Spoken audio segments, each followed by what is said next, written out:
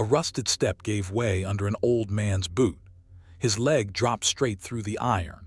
He grabbed the rail, and the rail groaned, and for one long second the whole spiral staircase held nothing but him. Below, 90 feet of empty air. A gray cat screamed from the landing. His wife screamed louder.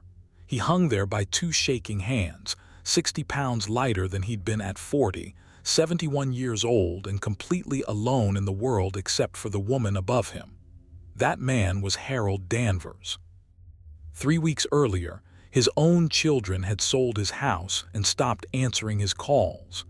Now he was clinging to the inside of a boarded-up lighthouse, wondering how his life had come to this. But what that half-blind cat would claw out of the wall 2 months later would change their lives forever. Stay with me on this one. Alina got both hands into his collar and pulled, and Harold got a knee onto solid iron, and then they were both just sitting on the stairs, breathing hard, not saying anything. That's the thing about being old and scared at the same time. You don't cry. You just breathe. The cat pushed his flat gray head into Harold's ribs like he was checking for damage. Half his face was clouded over, blind since before they'd met him. They'd named him Barnacle because he'd latched onto them the day they stepped off the ferry, and he would not let go. Now here's the thing you have to understand about how they got here. Because a man doesn't rent a broken lighthouse for the fun of it. Harold Danvers had worked 41 years at a paper mill outside Bangor. Alina raised 3 children and kept the books for a dentist. They were not rich, but they had a house, a small blue house with a maple in the yard, and they had paid it off, and they thought that meant something. They thought a paid-off house was a thing you handed down, a thing that said, we were here, we did it right, now it's yours. Their oldest, Daniel, was a real estate man in Boston. Their middle girl, Marion, sold insurance in Hartford. The youngest, a boy named Colin, drifted from one thing to the next and always needed a loan. For years the phone calls got shorter. The visits stopped. Harold told himself people are busy. Alina knew better and said nothing because saying it out loud would make it real. Then Alina fell in the bathroom and cracked her hip. Nothing fatal, but it scared the children, not for her, for the money. Suddenly Daniel was flying up with papers. Power of attorney, he said, just in case, he said, to protect you. And Harold, who trusted his boy, signed. You sign things when you're tired and frightened and your wife is in a hospital bed. You just sign. 6 months later the blue house sold. Harold found out from a neighbor. The maple, the paid-off walls, the porch where he'd taught all 3 of them to ride bikes. Gone. Daniel had used that power of attorney to list it, sell it, and move the money into an account Harold couldn't see. When Harold called, Daniel's assistant said he was in a meeting. When Alina called Marion, it went to voicemail. When they called Colin, the number was disconnected. Just like that, 2 people who had done everything right had nothing. A little savings. A car that smelled like the old dog they'd buried 2 years back. And a checkbook that would not last the winter. That's when Alina saw the listing. A lighthouse. Rockhaven Point, Maine. Boarded up since the Coast Guard automated it in the 70s.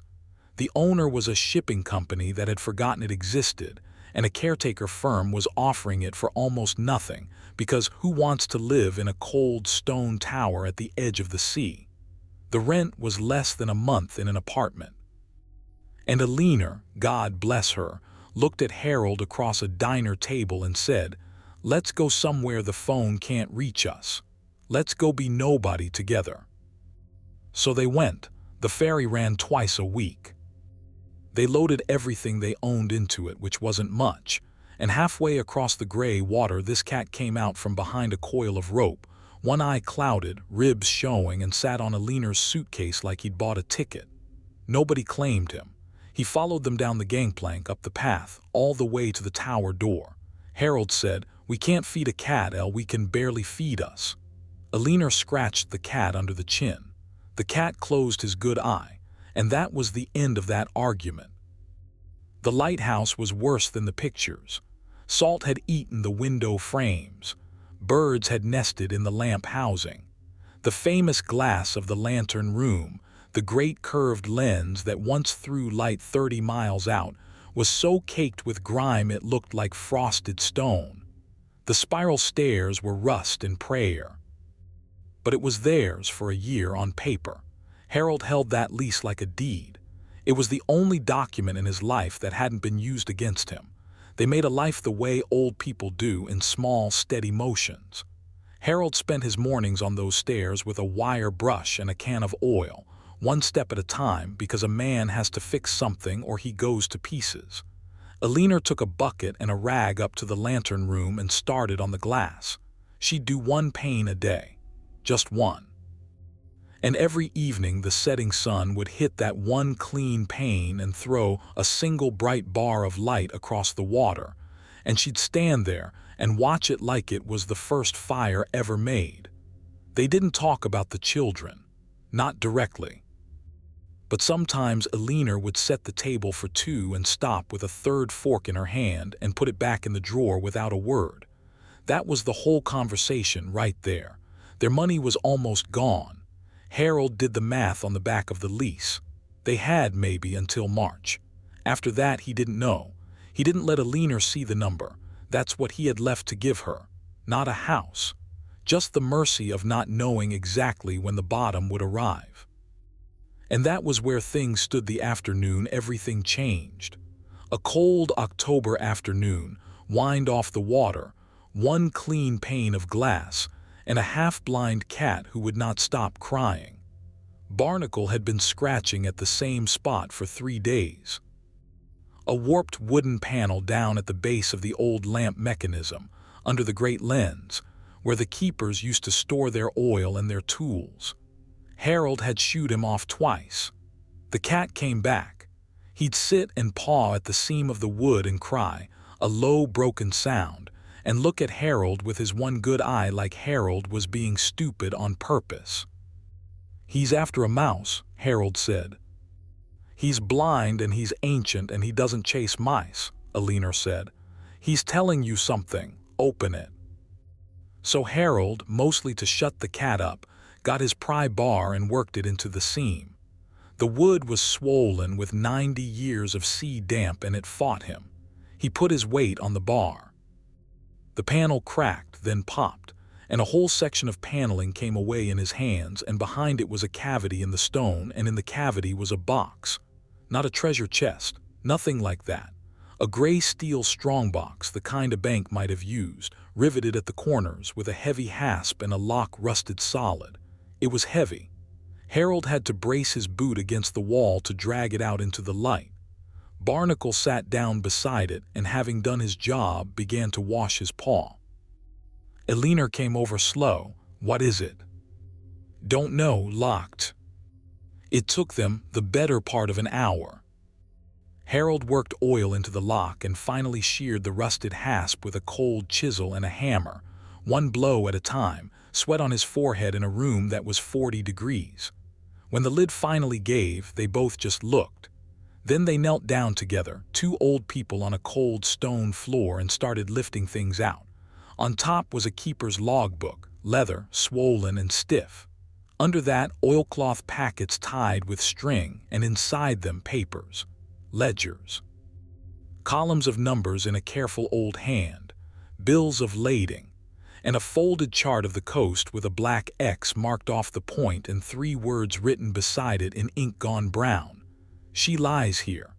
And at the very bottom, wrapped in wax paper, a single small bar of dull yellow metal, stamped with a seal and a set of numbers.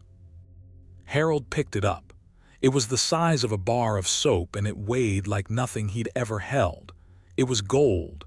He didn't need anyone to tell him. Your hand just knows. The logbook told the story in pieces.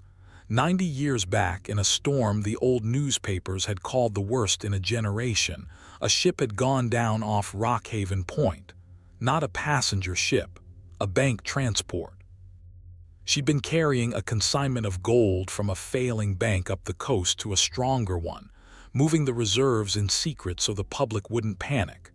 The keeper of the lighthouse that night, a man named Elias Croft, had rowed out in the dark and pulled 2 sailors from the water. And then, the log said, he had gone back, again and again, through the night, until his hands were ruined. And what he brought back on those last trips was not men, it was crates. The bank failed anyway 3 weeks later. The men who'd shipped the gold were dead or gone, and the ledgers in that box in Elias Croft's careful hand listed every bar, weight, purity, serial, a tally that Harold added up twice, sitting on the floor, and then a third time because he did not believe it. In today's money, going by the number stamped on that one small bar and the count in the ledger, the gold that Ship had carried was worth something north of $270 million. And the last page of the log, in a shakier hand, dated years later, said this: "I did not steal it. I guarded it. It belongs to no living man that I can find. I leave it where she lies, and this record with it, for whoever tends this light and needs it more than the sea does." Harold read that line out loud. His voice cracked on the last of it. Alina put her hand over her mouth. Now you'd think 2 broke old people would have jumped up and shouted. They didn't. They were too tired and too old, and they'd been burned too badly by good news that turned into bad. Harold folded the chart. He put the little gold bar back in the wax paper. He looked at that black X off the point, out past the clean pane where the sun was going down, and he thought about the cold water under it, and he felt nothing yet but a kind of numb ache. They carried the box downstairs together, one on each handle, resting every few steps. They set it under the bed. Alina made tea. They sat at the little table with 2 cups, and for once they did not set a third fork. Barnacle curled up on the warm hearth. The wind eased. The tower creaked and settled the way it did every night. "We'll figure it out in the morning," Harold said. "It's been down there 90 years. It'll keep one more night." Alina nodded. She reached across and put her hand on his over his ruined knuckles. "Whatever it is," she said, "it's ours to decide, nobody else's for once." They finished their tea. They banked the fire. They went to bed in a stone tower at the edge of the sea, and for the first night in a long time, they slept without the number on the back of the lease sitting on their chests. It felt finally like the danger had passed them by, like the worst was behind them and the thing under the bed was just an old man's 90-year-old mystery, harmless as a fairy tale. They were wrong about that. They were about to find out just how wrong. The knock came the next evening, just after dark. 3 sharp raps on the great iron door, a door nobody had knocked on in 50 years. Harold and Alina froze at the table. The ferry didn't run for 2 more days. Nobody came to Rockhaven Point. Nobody knew they were there. That was the whole point of the place. Harold opened the door. Standing on the step in a good wool coat with the wind whipping her hair was their daughter Marion. Behind her, hanging back, was Daniel, and behind him, hands in his pockets, was Colin.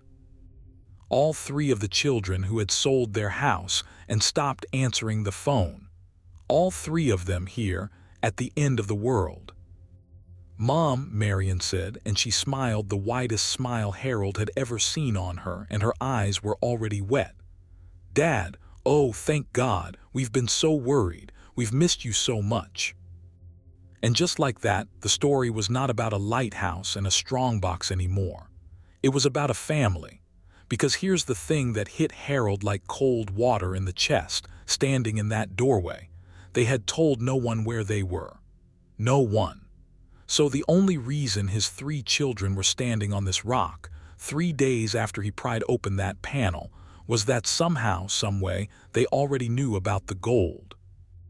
Now let me stop right here, because this is the moment the whole thing turned, and I want you to feel it with me. Harold Danvers had spent 3 weeks believing he had nothing left in the world but a broken tower and a blind cat. And the truth was, he was sitting on top of a fortune, and the people who'd thrown him away had come crawling back for it. If a story like this is why you're here, do me a favor and hit that subscribe button, because what these two old people decided to do next is the part I've been waiting to tell you. Harold let them in. Of course he did. He was their father. You don't slam a door on your own children, even the ones who slammed one on you. Alina put the kettle on with hands that shook, and she got out 3 more cups, and Harold watched her do it, and he watched the children's eyes. Their eyes never stopped moving. Marion admired the tower and looked at the walls. Daniel praised the view and looked at the floor, the closets, the base of the stairs. Colin sat down and looked at the space under the bed, then caught himself, then looked at the window. They were not looking at their parents. They were looking for something. Daniel, always the smooth one, got to it over tea. "We heard," he said, "through a friend. There was some talk in town. A salvage historian up in Rockhaven. Word gets around. They said the old keeper's box turned up. Some kind of records." He smiled, warm as a snake in the sun. "We just wanted to make sure you two were safe, that nobody was going to take advantage of you. You're not, you know, in the best position to handle something complicated." And there it was. There was the whole play laid out flat, not in the best position. The same words near enough that had come with the power of attorney. That's how it always started. Concern for them that was somehow really a claim on them. Harold looked at his son for a long moment. Then he said, "How'd you find out where we were?" The room went quiet. Marion's smile flickered. Colin studied his cup. "The caretaker company," Daniel said smoothly. "I've still got the account information from when I was handling your affairs." Handling your affairs. Harold felt Alina go still beside him. Because that meant Daniel had been watching the whole time.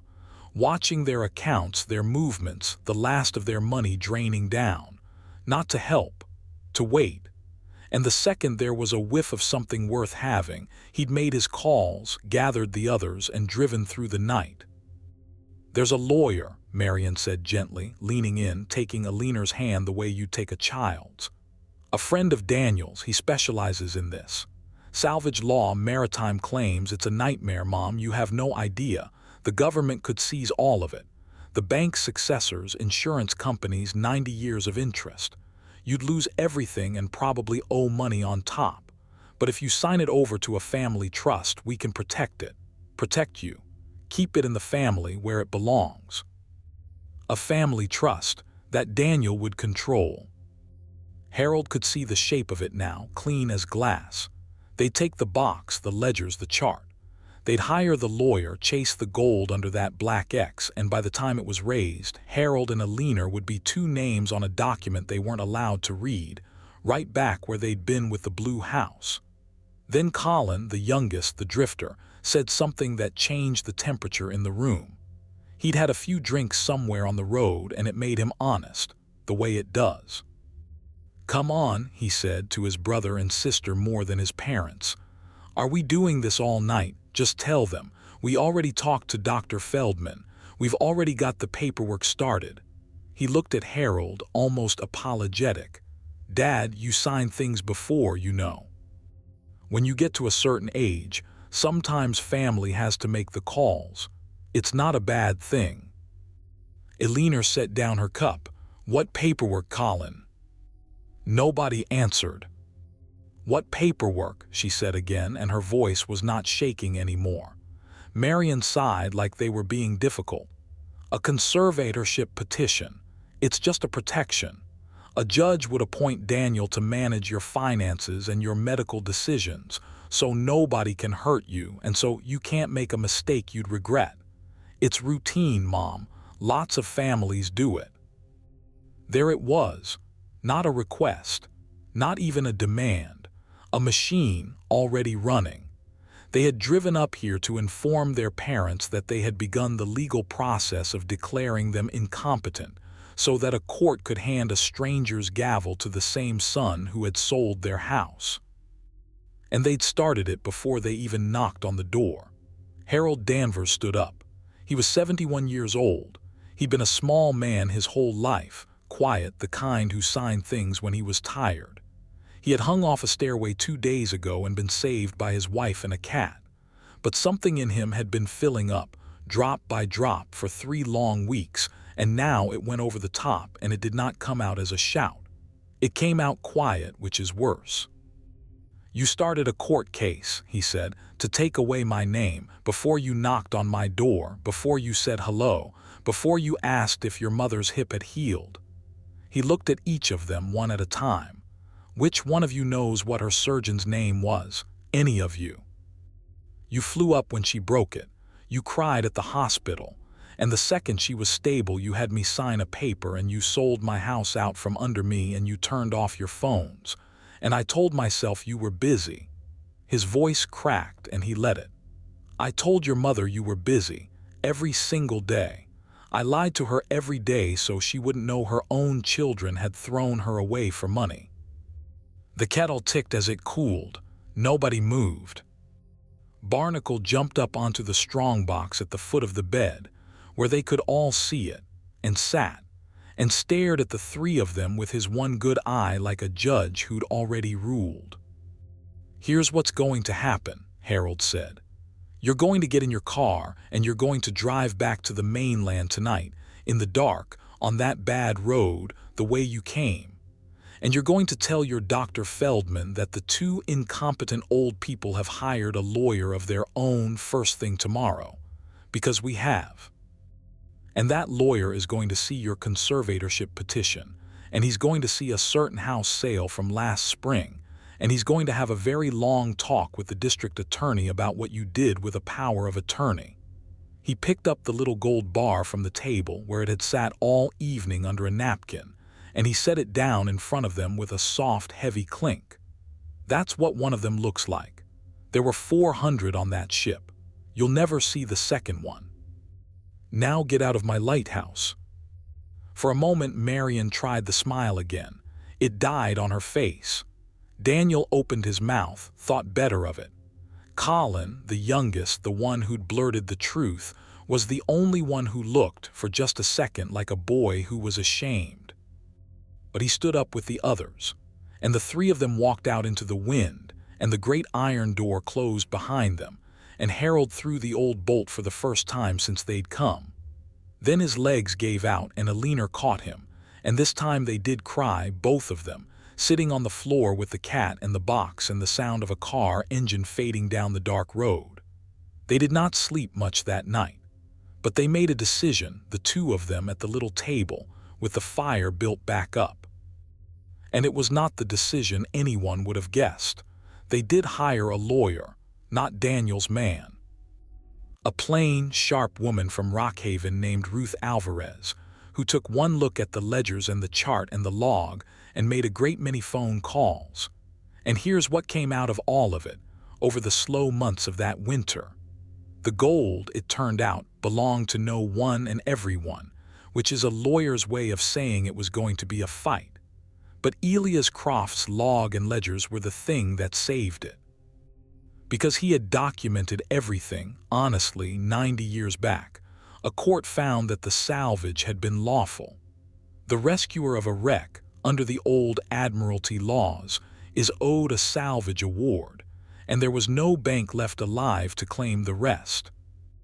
After the state took its share and the historical accounting was done, and Ruth had fought every last inch of it, what remained to the keeper of the light, and to whoever that keeper had left it for, was a great deal of money. Not the whole 270 million, but more than enough. More money than Harold Danvers could make sense of if he lived to be 200. And the gold itself was still down there, under the black X in the cold. They raised it that summer, a salvage barge and divers off the point, and Harold and Alina watched from the clean glass of the lantern room. The one pane Alina had cleaned that first week now grown to a whole shining wall, because they'd had all winter and each other and nothing but time. The children tried, of course. Daniel's lawyer filed things. The conservatorship petition came before a judge, and Ruth Alvarez walked in with the house sale records and a forensic accountant, and the judge not only threw the petition out, He referred the whole matter of the blue house to the district attorney, exactly as Harold had promised. Daniel settled quietly to stay out of a courtroom. He paid back every cent of the house with interest, and it was a great deal of money to him, and it was a very small thing next to what he'd thrown away. Because here is what Harold and Alina decided that cold night at the table and never once went back on. They kept enough. A home for their old age, safe and warm. They gave a large gift to the town of Rockhaven and to the little Maritime Historical Society so that the lighthouse would be restored and lit and cared for as long as the coast stood. And so the story of Elias Croft, the keeper who rode out in the storm, would be told to schoolchildren for the next 100 years. They set up a fund, a real one with Ruth Alvarez to run it, that paid for the care of old people who had been abandoned. People with nobody left. People the phone couldn't reach. And to their 3 children they left this, nothing and a letter. The letter was short. Alina wrote it. It said that the door of the lighthouse would always be open to them if they ever came without a lawyer, without a plan, without wanting a single thing but to sit at the table and have a cup of tea with their mother and father. It said that love could not be started up again with a court petition, but that it had never once, not for a day, been turned off on their end. It said, "Come as our children or do not come at all." And then it said goodbye. Marion never came. Daniel never came.